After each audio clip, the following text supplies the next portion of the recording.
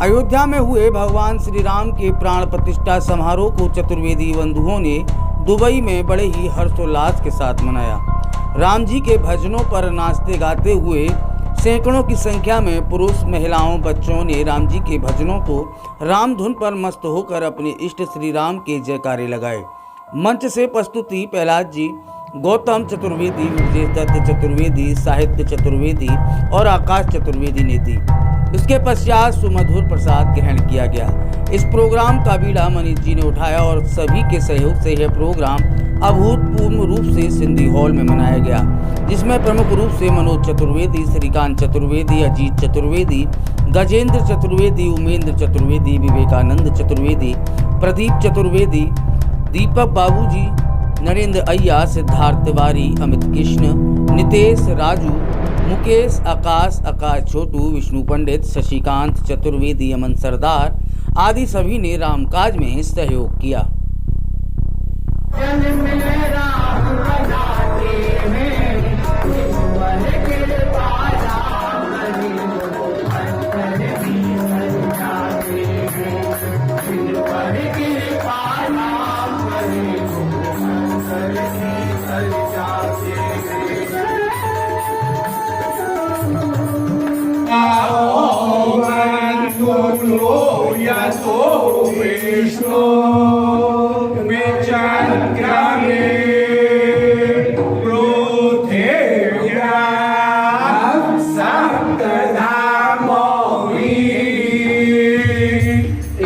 श्री राम।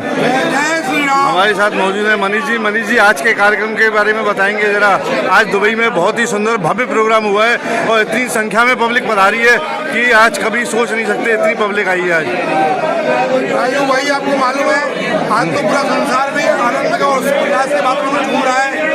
पूरा ब्रिज भी हमारा जो कृष्ण में हुआ करता था राम में हो गया है। और दुबई में जो प्रोग्राम है पब्लिक आप देख रहे हो, मतलब मैंने 15-20 साल से यहाँ निवास कर रहा हूँ दुबई में, और इतने अधिक संख्या में मैंने कभी प्रोग्राम में पब्लिक नहीं देखी। पब्लिक का जो आने का हुआ उसमें इतना आनंद आ गया है। प्रोग्राम में तो बहुत बढ़िया प्रस्तुति हुई, बढ़िया राम में पूरा दुबई समाज राम में हो चुका है इस समय। आज हिंदुस्तान में भी आज पूरा राममय हिंदुस्तान में आज एक ऐतिहासिक दिन हुआ है, जिसका एक सपना था, हर हिंदू का एक सपना था। आज वो सपना सच हुआ है, तो आज एक खुशी तो मतलब बनती है ये। राजू भाई, हम 1990 से राम जन्मभूमि आंदोलन से जुड़े हुए कार्यकर्ता है। 1900 हमारे लिए इससे बड़ा कोई सपना नहीं था जो आज साकार हुआ है। तो ये एक आदमी की मैं अनुभव कर सकता हूँ जिसने कार सेवा के आंदोलन में जुड़ के कार सेवा की है, उसका कितना बड़ा सपना साकार हुआ है। उनके बलिदानों को आज, उनके बलिदानों को सेंटर में मोदी जी नहीं होते, स्टेट में योगी जी नहीं होते, तो ये कोई नहीं पाते। इसलिए भारत सरकार को बहुत बहुत धन्यवाद देता हूँ मैं आज, और हमारे यूपी के यशस्वी मुख्यमंत्री योगी जी, जिनकी वजह से पूरा संपर्क हुआ है। जय हो, जय श्री राम, जय श्री राम, जय श्री राम।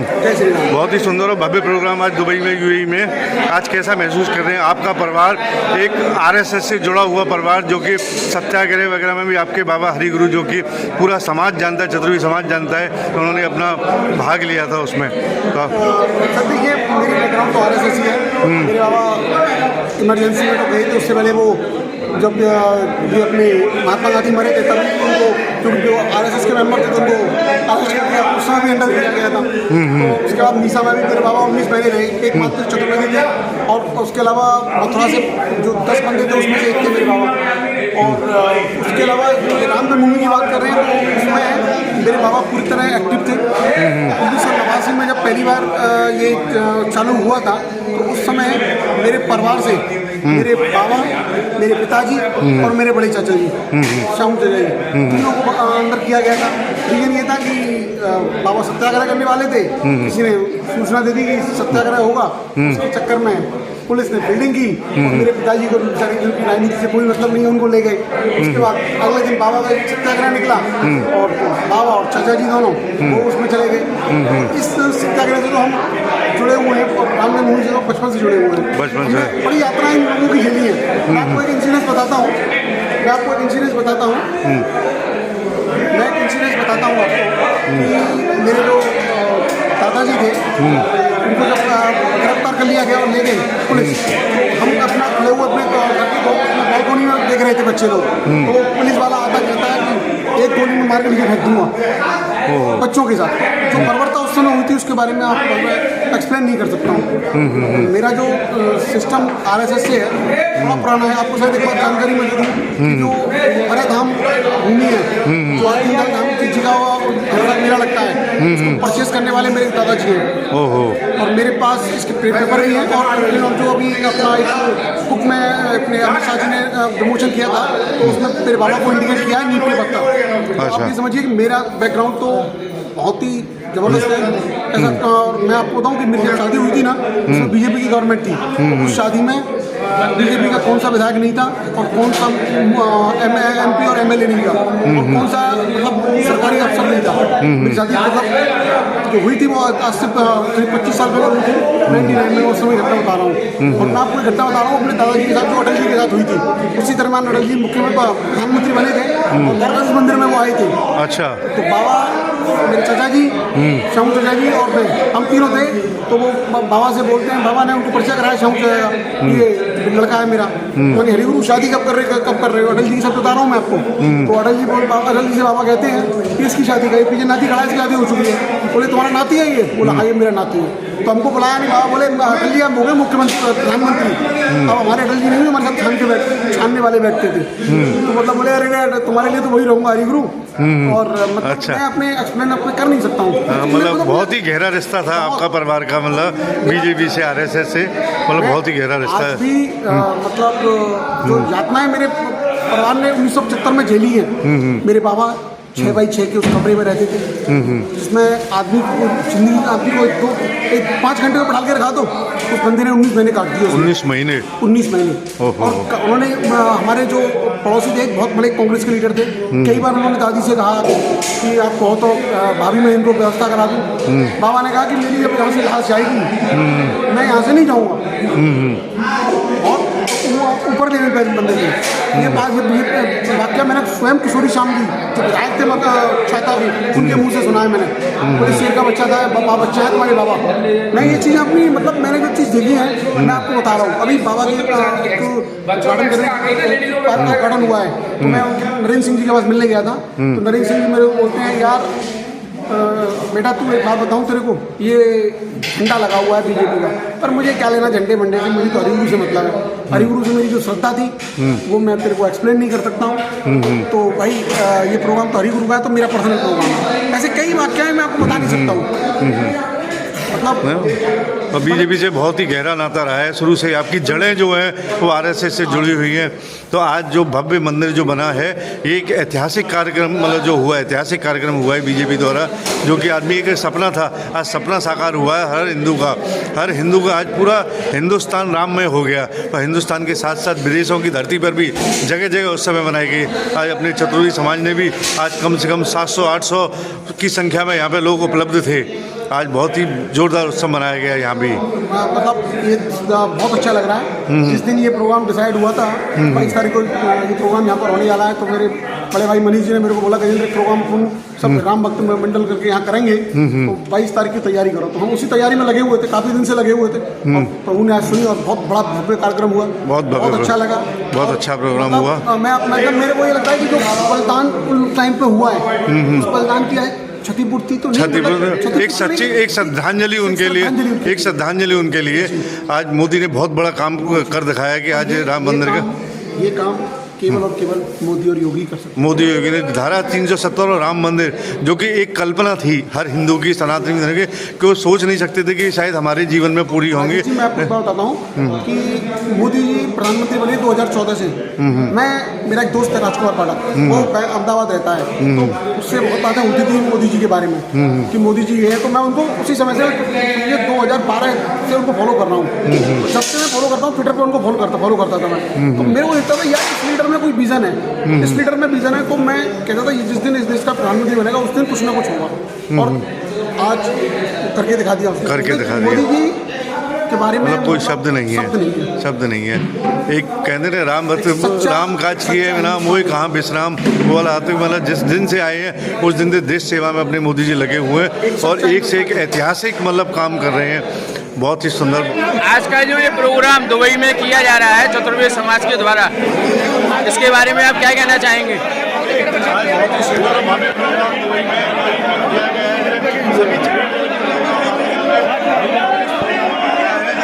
सभी ऐतिहासिक प्रोग्राम, इतनी पब्लिक, आज 800 आदमी करीब इधर दुबई की पब्लिक 1000 की पब्लिक है, 800 आदमी है दुबई में आया है इधर प्रोग्राम में। आज पूरी इंडिया जैसे राममय होली है, जैसे विदेशों में भी जगह जगह जहाँ भी हिंदू लोग रह रहे हैं सबने बहुत ही शानदार रूप से अपने अपने रूप से उस समय मनाई है। तो भगवान राम 500 साल के बाद भवन में वापस आएंगे। भगवान राम 500 साल के बाद उनको आज़ादी मिली है और अपने भवन में वो गए हैं। भगवान रामचंद्र की जो खुशी है अपना हिंदू सनातन धर्म बहुत खुशी से मना है। जैसे 1947 में देश आज़ाद हुआ था, जिस तरह की आज जैसे हमारे भगवान को आज़ादी मिली है और वो अपने भवन में गए हैं, ये बहुत ही ऐतिहासिक और भव्य दिन है। और सभी लोग बहुत ही 22 जनवरी को अपने इतिहास में लिख दिया है ये तारीख को। हर साल 22 तारीख को 22 जनवरी को ऐसे ही उत्सव मनाते रहेंगे और ये अखंड उत्सव हो गया भगवान राम का। जय श्री राम। कुछ लोग कहते थे कि मंदिर वहीं बनाएंगे लेकिन तारीख नहीं बताएंगे, उनको क्या जवाब देना चाहेंगे? हमने मंदिर भी वहीं बनाया और हमने तारीख भी बताई कि 22 जनवरी को इतिहास में लिख दिया गया है कि 22 जनवरी की तारीख को मंदिर का प्राण प्रतिष्ठा कार्यक्रम हुआ है और ये तारीख अखंड हो गई और भारतवर्ष में अखंड उत्सव हो गया 22 जनवरी का। हर साल 22 जनवरी को ऐसे ही अखंड उत्सव मनाया जाएगा। जय श्री राम, जय श्री राम। हमारे साथ में मौजूद हैं साहित्य जी। आज साहित्य जी जो दुबई में राममय वातावरण हो रहा है इसके बारे में आज बताएंगे, आज कैसा महसूस कर रहे हैं? राजू जी, सबसे पहले तो सभी भारतवासियों को ही नहीं पूरे विश्व में निवास कर रहे भारत प्रेमियों को हमारा जय श्री राम। आज प्रातःकाल मंगला के दर्शन से सुबह 6 बजे से पूरी तो डीडी न्यूज़ की टीम यहाँ पर रही है और घर घर में गली गली में स्थान स्थान पर श्री राम जी के मानस के पाठ, राम जी के जयकारे और भजन मंडलियों ने आनंद उठाए। बच्चों ने रामलीलाओं के लिए प्रदर्शन किए यत्र तंत्र। लेकिन जो चतुर्वेदी समाज का आज यह कार्यक्रम हुआ है, यह केवल समाज का कार्यक्रम नहीं है, मैं कह रहा हूँ कि यह पूरे भारतवर्ष का आज एक यह कार्यक्रम हुआ है जहाँ पर एक भव्य श्री राम जी का बंगला बना। गायकों ने हिल मिल करके रामायण के पाठ किए, पूरी मानो संपूर्ण रामायण का यहाँ गायन हुआ, भजन हुए और उन पूर्वजों का स्मरण किया गया।